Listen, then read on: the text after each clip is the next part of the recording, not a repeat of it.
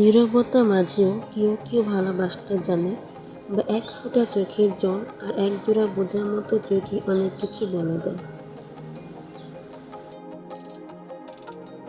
শুরু করছি চুপিসারে সারে ভালোবাসার তৃতীয় অধ্যায়।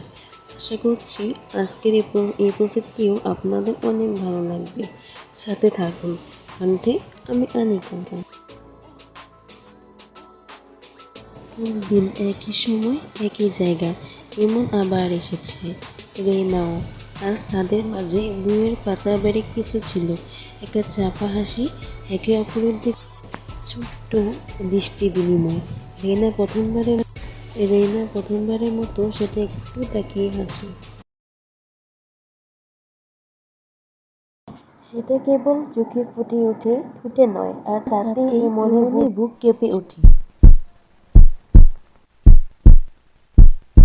তুমি কি প্রতিদিন আসো?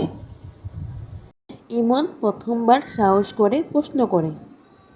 রেনা এক মুহূর্ত চুপ থেকে বলে, আমি বইয়ের মধ্যে থাকতে পছন্দ করি। তারপর আবার নীরবতা।